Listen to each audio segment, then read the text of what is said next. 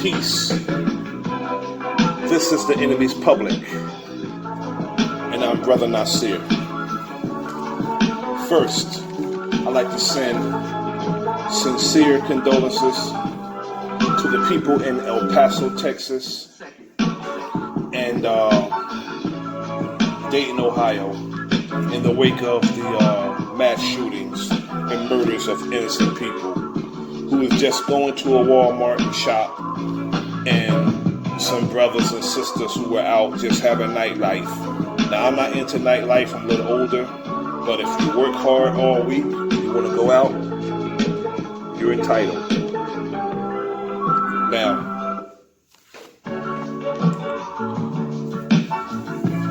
these shootings are racially motivated by racially motivated white supremacist organizations and groups. Don't let them fool you. They always want to put this down as a lone wolf shooting, but these lone wolf shooters are the equivalent of a suicide bomber. Why I say this is because a suicide bomber kills himself as he's killing others. Oftentimes when people do these heinous acts, they get the death penalty. So, it's the same thing except the process, going through a trial, and then possibly being on death row. I have a problem with death row. If you know emphatically that the person has committed the crime, it shouldn't be no death row. They should be killed after the sentence. If it's established, not some setup how they do black men. If you know emphatically that this crime was committed by this person and this person committed mass murder, and off time they confess. Like a Dylan Roof, he was so arrogant that he confessed. He went and murdered 9 people in a church. And the police, when they approached him with no fear, no concern for their lives, because he was one of them. They approached him with concern, to the point that they wanted to know, was the young man, the young demon, hungry? So they took him to Burger King and got him something to eat before they took their brother in, their martyr in, their suicide bomber in. Now, Ethan Colley, a member of whatever white supremacist group that pushed Connor Betts to shoot the people in Dayton, Ohio, he helped him assemble the weapon and bought him body armor. If you buy somebody body armor and you help them assemble the weapon, you know what this person is about to carry out. You know he's about to go do something. What's the reason for the body armor? And you helped him assemble the help him assemble the weapon, and you gave him body armor and ammunition. So you knew he was about to go do something. This further lets us know that this was not a lone wolf, as so with Patrick Wood Crusius, he was not a lone wolf. It's not coincidental that these acts were taking place hours apart. These men committed these heinous acts on behalf of white supremacist organizations and groups. They don't want you to know that these are organizations or groups because police officers and all other kinds of law enforcement are involved with this.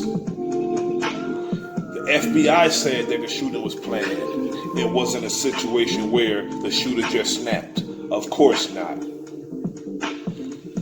said that FBI said that people often think that shooters just snap, when 77% of the shooters have some type of or some level of preparation, and then they want to establish that no one have offered them comfort or support. That's a bunch of nonsense. Somebody supported them, somebody furnished the weapons. And oftentimes they furnish their own weapons on behalf of the group they're representing. This lone wolf theory, don't let the propaganda machine use their weapons of mass distraction, trying to tell you that, or trying to tell us that there's a lone shooter.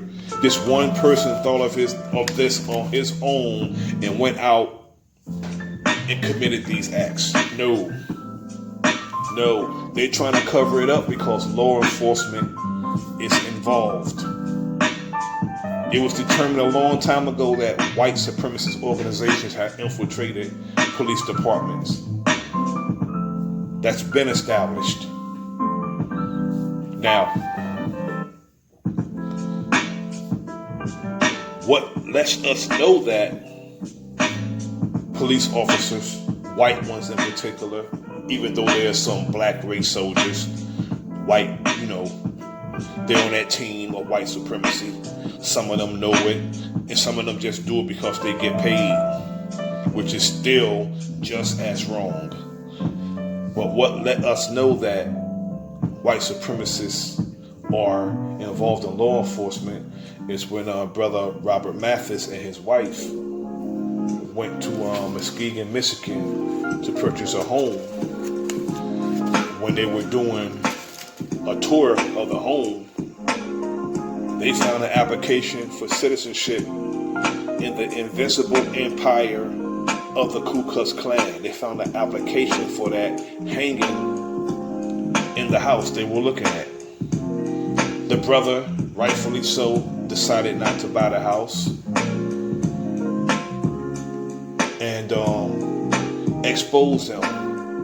I understand he was suspended or, sat down pending investigation, which is a good thing. They had to do that because he was exposed, and if they don't do that, it can expose them all.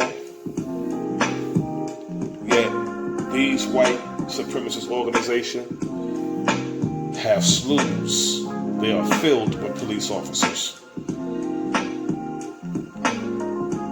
It's not necessarily all white, because we have some of the same people who were killed down in Walmart in El Paso, Texas, who are on that same team. Hate to say it, but it's the truth. They're on that same team. Some of those Mexicans, they voted Trump in. Trump don't like them. In the mockery of it all, he went down there to call himself consoling them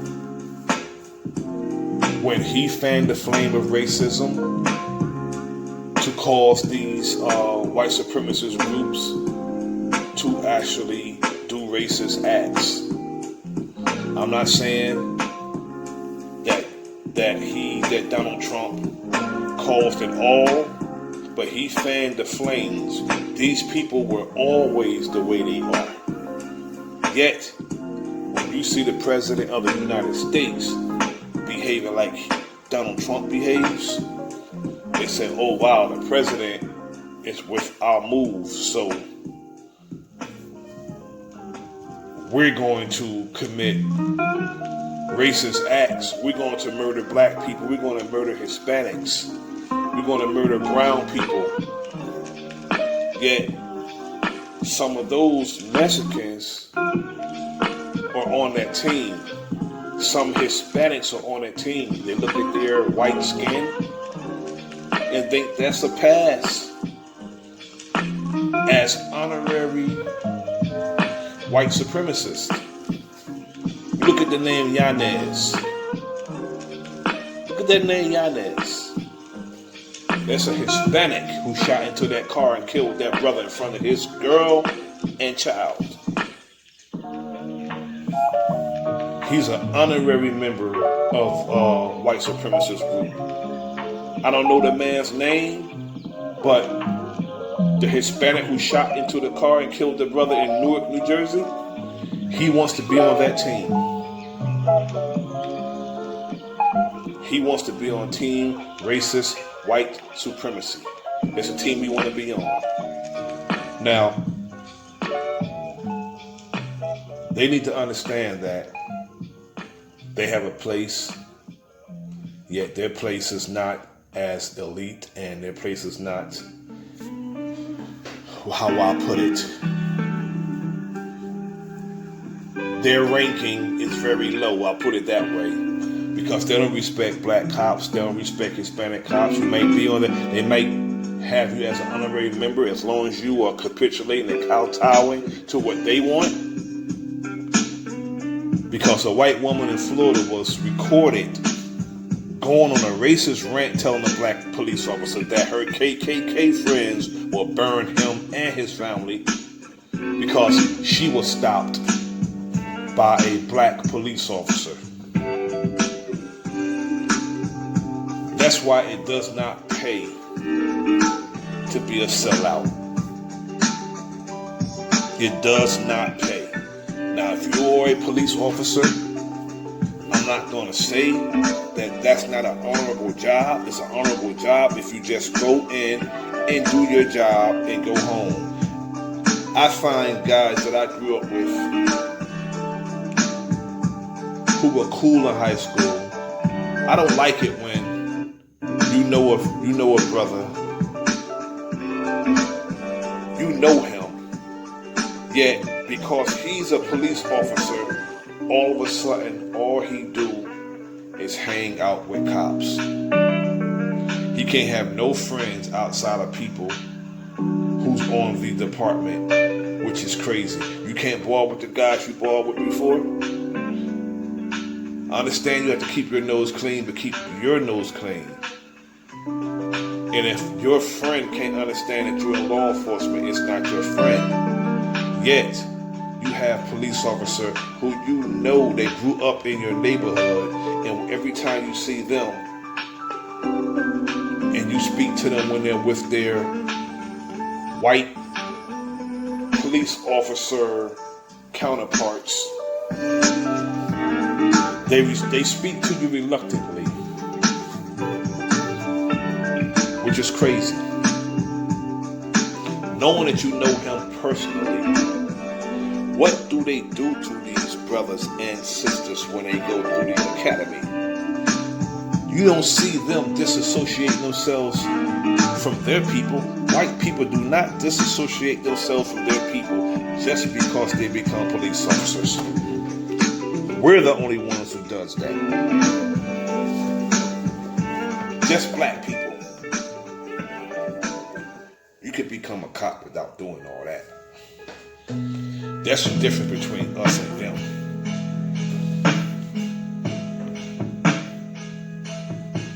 They see an unarmed man, and just because he's not a beta male, he's an alpha male, he's automatically a threat. When they approach black men in traffic stops and black women in traffic stops, either they have their hand on their gun or their gun's drawn. A white boy can walk past cops. I've seen the experiment that they did on YouTube, where a white boy walked through with an AR-15. The police officer admired the gun, had a conversation with him about the gun. And when they seen the brother walk past with the gun, they jumped out of the car, ordered him to the ground, until they got it established that he was a open carry, recipient, licensed open carrier. But they didn't ask that white boy no questions about whether or not he had a license to carry or even own the AR-15. That's the difference between us and them. They approach our vehicles with their guns out, or at least their hands on their guns. When most shootings of police officers are done by white men. White men kill cops more than black men. So why do they have their guns drawn so much as opposed to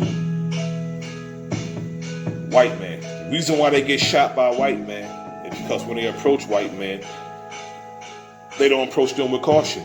They're not afraid of them. They're afraid of us for whatever reason. Or it may not be that they're afraid, it just may be that they hate us so much, they're just waiting for us to make a move, to scratch our eyebrow or reach for our license. You can tell the police officer that you are a open carrier licensee, and they'll still murder you. If you are a open carry licensee, that means you are not a criminal unless you slip through the cracks.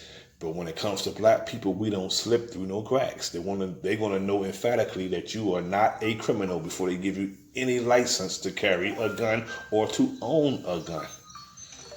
So the reason why Philando Castile was shot is because he was a black man, and the very thought of a black man with a gun is frightening to a white man. Why? Because they don't have the upper hand. The odds of them getting shot is half of the odds of you getting shot. It depends on whose draw is quicker. They want to have the upper hand. And so the thought of a black man having a gun, whether he's a law-abiding citizen or not, is frightening to a white man. Even if you have that gun lawfully, they don't want you to have it.